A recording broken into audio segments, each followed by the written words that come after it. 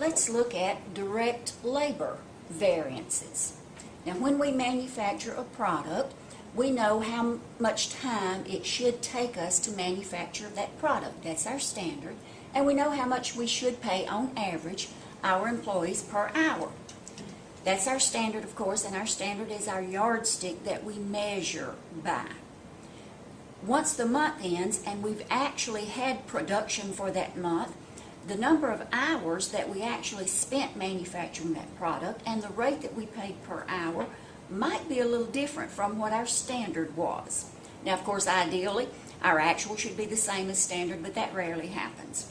So what we want to do is calculate our variances at the end of that month and see what the difference is between our standard and our actual as far as direct labor is concerned. So let's calculate direct labor variances. I have a problem for us and some formulas, and we'll look at how to calculate direct labor variances. Okay, here's our problem. It says during the month, 1,200 units of Tomo were produced. We manufacture Tomo, and during the month we made 1,200 units. The actual direct labor required was 650 DLH direct labor hours at an actual cost of $6,370. So during the month, we actually worked 650 direct labor hours. We paid $6,370 in labor for our direct laborers. That was to manufacture the 1,200 units of Tomo. Our standard costs are half an hour of labor. So to manufacture 1 unit of product, it should take us half an hour. And our standard cost is $10 per direct labor hour. Using this problem, let's look at how to calculate our direct labor variances. Now, here's a formula. Direct labor variances. Now, we're going to calculate 3 different variances for direct labor. The first thing we'll do is calculate our net variance. The formula for that is standard hours times standard rate minus actual hours times actual rate. I call that standard times standard minus actual times actual because we're dealing with labor, so of course it's hours and rate. So that's our formula for the net variance. Once we've calculated that net variance, we will break it down into 2 parts.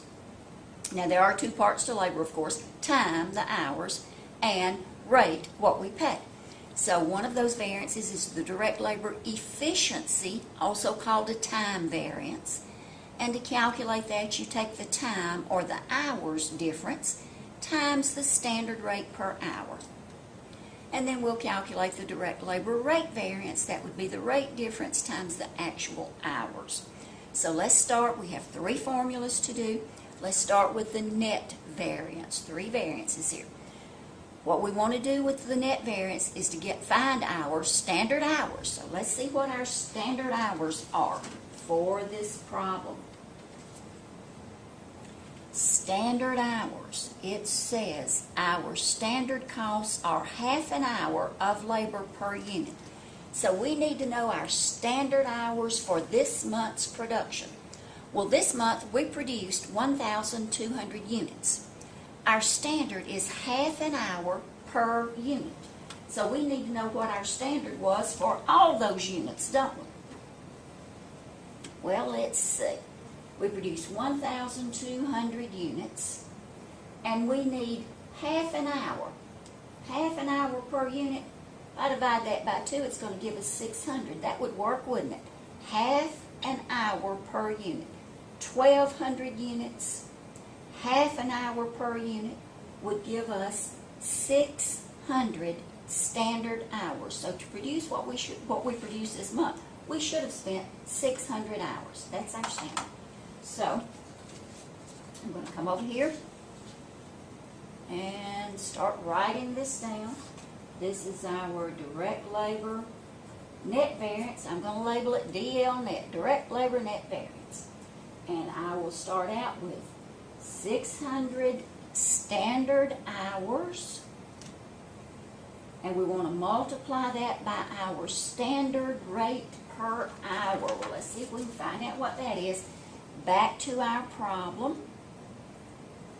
What's our standard rate per hour? Well, let's see. Our standard costs are half an hour of labor per unit at a standard cost of $10 per direct labor hour. So $10 then is our standard rate per hour. So let's go back over here where we're working this formula. 600 times $10 per hour. That gives us a standard direct labor cost for this month's production that should have been $6,000. All right, so that's our standard. Now the next part of our formula says minus actual hours times actual rate. So let's find that. Let's look at our problem. What were the actual hours that we spent this month manufacturing our product? Well, it says right here, actual direct labor required was 650 direct labor hours. So let's put our 650 direct labor hours down here as our actual 650. Now our formula says that we are to multiply that times the actual rate. So let's see what our actual rate per hour was. Back to our problem. Well, we required 650 direct labor hours at a standard cost of $6,370. Well, that was the total cost for all 650 hours, and we need to know what the cost per hour was. So we'll get our calculator back out here, and we will take our 6,370 hours, and we will divide that by 650. And that gives us $9.80. So our actual average rate, of course everybody doesn't make that, that's an average, our actual rate per hour was $9.80. So let's go back to our problem over here. We actually spent 650 hours manufacturing our product, and our actual rate per hour was $9.80. And we know already that we spent $6,370 because they told us that and we used it to calculate this. All right? So let's subtract these two and find out what our net variance was. If we subtract, we're going to get $370. And this $370 variance is the difference between what we actually spent on labor this month and what our standard, or what we should have spent on labor this month was. But we need to find out if that variance is favorable or unfavorable. And that's easy enough to do because we should have spent $6,000 on labor, but we actually spent $6,370 on labor. So this $370 direct labor net variance is unfavorable, isn't it? So we want to bracket that because that's an unfavorable variance. All right, so our direct labor net variance is $370 unfavorable. Again, I'll write a U out here beside that just so there won't be any mistake about it. We can tell that it's unfavorable. Okay, now, that's just a part of our direct labor variance. There's still two other parts to it. We need to break this net variance down. We know that our net variance, or our total direct labor variance for this month, was $370 unfavorable. But we don't know what caused it to be unfavorable. Was it because our rate that we actually paid our employees, the hourly rate, was more than our standard? Was it because we actually worked more hours than we should have on this month's production? We need to break that down a little bit further. So let's break that down into our efficiency variance next. So I will just call this DL for direct labor efficiency. So we're going to calculate our direct labor efficiency variance. Well, let's look at our formula. To get the direct labor efficiency variance, we want the time, or the hours difference, times the standard rate. Well, let's find our time or hours difference. Now we can use this formula up here to do that, can't we? Our standard was 600 hours. We spent 650 hours. The difference in those is 50 hours. So our time difference or our hours difference is 50. So for our direct labor efficiency variance, 50 hours times, what was the next part of our formula for our efficiency variance? Times the standard rate. Again, we can use our first formula to find that information because the first part of this formula was standard hours times standard rates. Our standard rate's $10, isn't it? So we want to multiply our 50 hours difference times our standard rate of $10 per hour, of course, and that tells us that for the 50 hours more that we worked than our standard was at the $10 standard rate means that we have a $500 efficiency variance, and we need to figure out if that efficiency variance is favorable or unfavorable. Well, there's nothing in this formula right here that will tell us that. We have to go back and look at this one because what's going to tell us that is the hours difference right here. Our standard hours were 600. That's how many hours we should have spent manufacturing this month's product.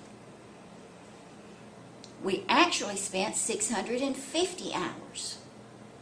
We spent more time to manufacture this month's product than we should have, therefore we are unfavorable, aren't we? And how much did it cost us? It cost us $500 to be less efficient than our standard said. So that's an unfavorable variance. I'm going to bracket it because it's unfavorable, but again, I'll put a U out here just so we don't make a mistake about that. We remember, brackets mean unfavorable. So, our efficiency variance is $500. It cost us $500 more to be 50 hours less efficient. That's basically what we're saying here.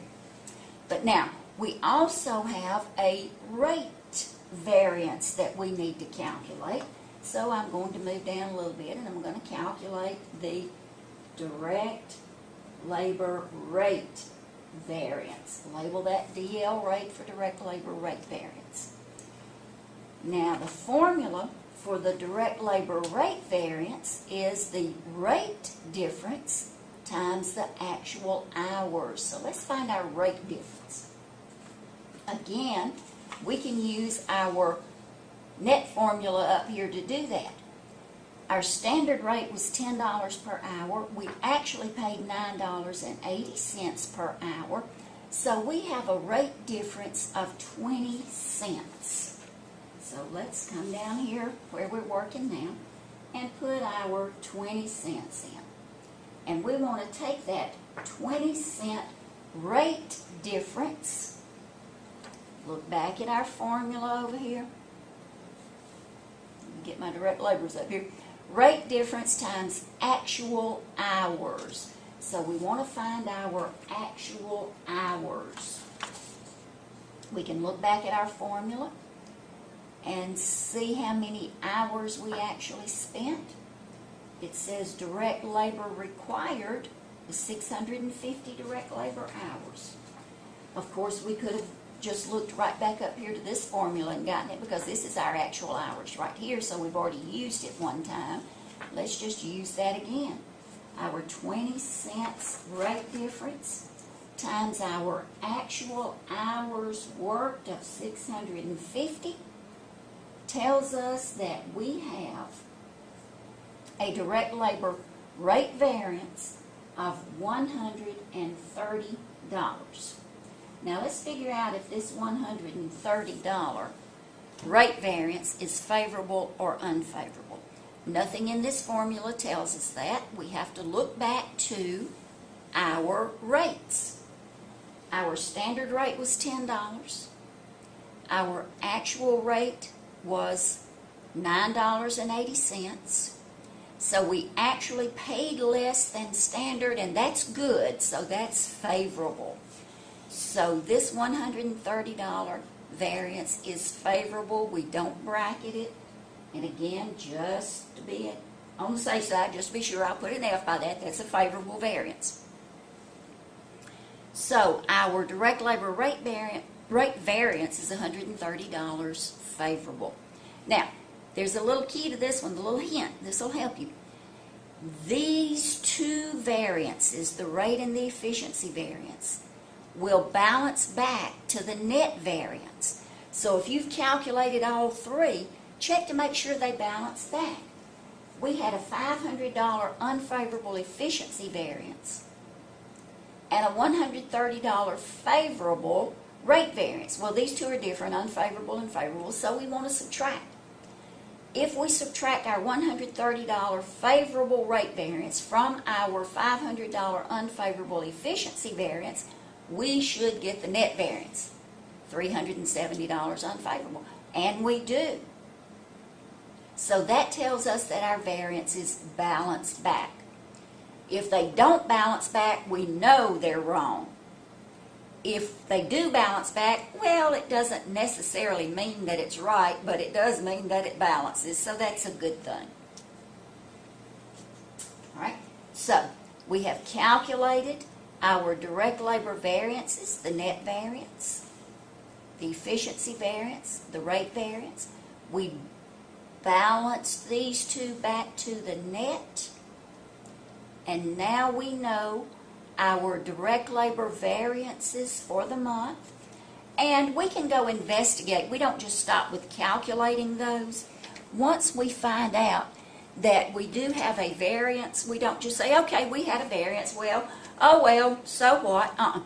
What we do is we go and investigate, analyze, find out what caused our variances.